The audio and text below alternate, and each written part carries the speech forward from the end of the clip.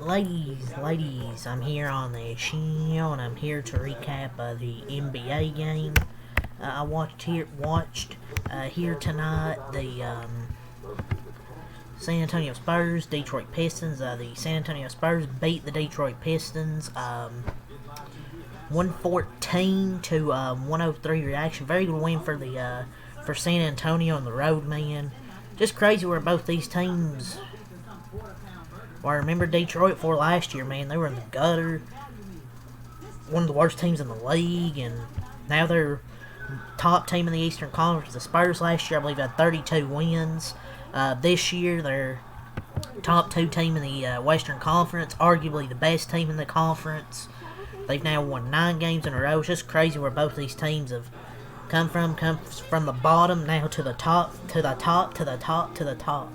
But yeah, very impressive performance by San Antonio, man. They have a bunch of weapons offensively, but man, their defense is great as well. And tonight held the Pistons to just over 100 points, 7 of 36 on threes. They were defending very well. Nobody for the Pistons really shot that well tonight, honestly. And so that's just credit the Spurs, man. Wembanyama had a big game. I believe he had 21-17 with like 6 blocks and had 8 O-boards. He didn't shoot as well in this game. Like, he was only 6 of 16, but still, man, he was a beast this game, especially defensively and on the offensive glass. Was fantastic. Got a few dunks there at the end to get some points. But still, hell, even if he didn't score that much, his defense was really impactful. 6 blocks, and Spurs now have won 9 games in a row, and this 9-game winning streak is the longest for the Spurs since 2019, February 28th through the 18th, 27th through March the 18th. Like, that's their longest win streak, and this is a hard-fought physical game, man. I thought they were the more physical team in this one, on the road especially, and Wembanyama, the Spurs also locked up Cade Cunningham. He only went 5 for 26 in this game, so they played really well defensively on Cunningham in this one. Just really struggled tonight. Spurs defense was phenomenal. Like, the Spurs are the second seed in the West right now and playing some of the best basketball in the NBA right now. And Wemby kind of had a off night, and he still had 21 points, 17 rebounds, and 6 blocks. I guess you could say an off night, 6 for 16, against the top team by record in the league. 9 straight wins, man. And it's kind of crazy, their first 9-game win streak since 2019. And I say an off night in quotes because it wasn't really an off night, to be honest. Like, he's an extremely impact. He was kind of extremely impactful on offense too, without really scoring a lot. It just shows how he and the Spurs just have confidence in our contenders. But Vassell, man, I thought was probably the player of the game tonight. He had a bunch of outside shots. He had, 28 points. He hit 7 threes. I thought it was kind of the difference, man. Like, him and Champagnie hitting threes were kind of the difference. Because I guess Wemby was just kind of having an off night shooting-wise, but he still had 21 of 17, 4, and 6, and 8 O-balls. But the difference to me was Devin Vassell and Julian Champagnie, the way they shot from beyond the arc. They were combined 12 for 17? No. Yeah, wait. No, they were combined like 12 for 19 or 12 for 20, I think. Yeah, that was kind of the difference, man. One of them, Devin Vassell hit 7 threes. Julian Champagnie hit 5 threes. That was kind of the difference in this one, because nobody from Detroit could consistently hit a 3. If you want to say Wemby didn't do shit, okay, fine, but I thought he was still impactful despite maybe not playing his A game tonight. He was still impactful, but the 3-point shooting of Champagnie and Vassell was fantastic tonight. Vassell's kind of been inconsistent at times, but tonight he was on fire. And it was 10 of 14 overall in this one. To where Fox, if you want to see anybody had an off night, Aaron Fox had an off night. He was only 4 for 17 and didn't hit a 3, but he did have 7 assists and 7 boards, and he was still a plus 14 out there. So, you don't get the best now to Aaron Fox, but the team stepped up still. Like, Stephon Castle, didn't talk about him, but he had 16 points and 11 assists and made 7 shots and hit a 3. So, the team stepped up. Aaron Fox didn't have his best night, but the rest of the team really stepped up.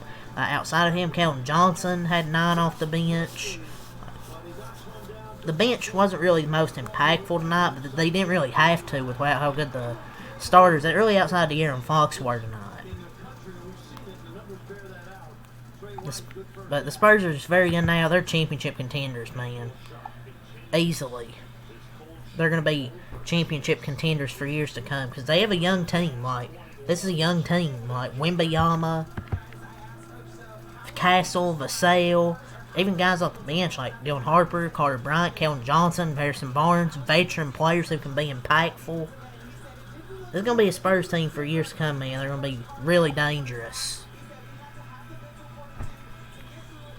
As for Detroit, man, they've been very good this year. Really, they have a tough stretch of games coming up. I believe they have the Thunder on Wednesday. So, they have a tough stretch of games coming up. Start tonight with San Antonio. They have the Thunder, Cleveland, Orlando, Cleveland again, San Antonio again. Like, they have a tough stretch of games coming up. Probably their toughest stretch of the season. Tonight, not really too concerned about Detroit. They just had a really off shooting night. The Spurs are really well defensively. They just cannot make 3 now. I believe they were like 7 of 39. It just feel like this whole game the Pistons didn't play. They just weren't weren't just that physical tonight, I thought. And there is definitely a concern with their 3-point shooting, like. And Asar Thompson actually didn't play the final 20 minutes of the game because Ron Hall was playing well and wanted to give him extra minutes. I guess I don't think it probably would have mattered who played or not, Ron Hall and Asar Thompson. But the 3-point shooting, it is. I haven't said it's been a concern, but I can see why people would think that. And tonight I was definitely concerned. 7 for 39, I believe, on 3-point shooting. 7 of 36, excuse me. The Spurs were just on fire tonight. The Pistons were not. 19% is definitely an off night. Really missing a second scorer in this team. When Cade isn't shooting well, you are missing a second scorer. I felt they should have fed Duren all night because he's way too strong and maybe could have drew some fouls on Wemby.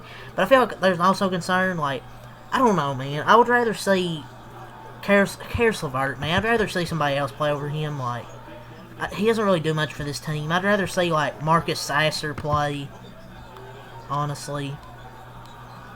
Playing Karis over Asar is also a bit of concern, but I think both the Pistons and Spurs are shooting 35% from 3 in the season. I feel like it could be an outlier for both teams. But a 33-point difference from 3, I think it's definitely an issue tonight. I think it could be a huge concern in the playoffs if your 3-point shooting's not great, but I feel like you could have some shooters. Like, maybe you could play Marcus Sasser, Chaz Lanier, Kevin Huerter, maybe. I don't know. Like, maybe try something different. But yeah, Spurs really rolled tonight. It was a back and forth first quarter. It was a fun first quarter there, but then after that it was kind of just all San Antonio from after the first quarter in this one. So let's go over the stat sheet and we'll call it a video. Spurs, they improved to 41-16, 20-10 on the road. 114 points, 24 in the first quarter, 33 in the second quarter, 26 in the third quarter, and 31 in the fourth quarter. For Detroit, they dropped to 42-14, 22-7 at home. Even more impressive for San Antonio, this win was on the road. Detroit drops to 22-7 at home, 42-14, scored 103 points, 27 in the first quarter, 28 in the second quarter, 20 in the third quarter, and 28 in the fourth quarter. Just impressive, man, by San Antonio defensively. Julian Champagnie, 17 points, 6 of 12 from the field, 5-8 from 3, 6 rebounds, 2 blocks. Wembanyama, 21 points, 6 of 16, 2 of 8 from the 3-point line, 7 of 8 from the field, 17 rebounds, 4 assists, 6 blocks, 8 boards. Unreal, man. Fox, 10 points, 4 17 0 5 from 3, 7 assists, 7 rebounds, 2 steals. Vassell, 28 points, 10 of 14 from the field, 7 of 11 from 3, 4 assists. Castle, 16 points, 7 of 16 from the field, 1 of 1 from 3, 11 assists. Barnes, 3 points, 1 of 4 from the field, and 3. Count Johnson, 9 points, 4 rebounds, 4 of 11 from the field, 1 of 4 from 3. Carter Bryant, 3 points, 2 rebounds, 1 of 1 from the field, and 3. Luke Cornett, 2 points, 4 rebounds, 1 of 3 from the field, and Dylan Harper, 5 points, 3 assists, 2 rebounds, 2 of 7 from the field. They shot 42% from the field, 18 of 40, 45%. 12 of 19, 63% from the line, 50 boards, 32 assists, 12 turnovers, 8 steals, 11 blocks, 16 O boards, 34 D boards, and 22 fouls. Tobias Harris, 4 points, 8 rebounds, 1 for 6. Duncan Robinson, 15 points, 5 15 from the field, 3 11 from 3. Jalen Durden, 25 points, 14 rebounds, 10 of 13. Cade, 16 points, 10 assists, 6 rebounds, 5 for 26. Sawyer Thompson, 8 points, 4 rebounds, 4 of 6. Paul Reed, 10 points, 5 rebounds. Ron Holland, Paul Reed was 5 for 8 shooting. Ron Holland, 15 points, 5 of 13, 1 6 from 3, 11 rebounds, 4 of 4th line. Javante Green, 0 points, 0 5 from the field, and 3. Or 0 5 from the field, 0 3 from 3. Carol Savert, 5 points, but he had 4 turnovers, 2 of 4 from the field, 1 of 3 from 3. Jenkins, 7 points, 3 rebounds, 3 of 10 from the field. They shot 38% from the field, 7 of 36, 19% from 3, 16 of 19, 84% from the line. 55 rebounds, 21 assists, 15 turnovers, 7 steals, 8 blocks, 20 O boards, 35 D boards, and 19 fouls. So, yeah, that's really all I got to say for this game here. So, leave a like, comment, subscribe for more. Peace.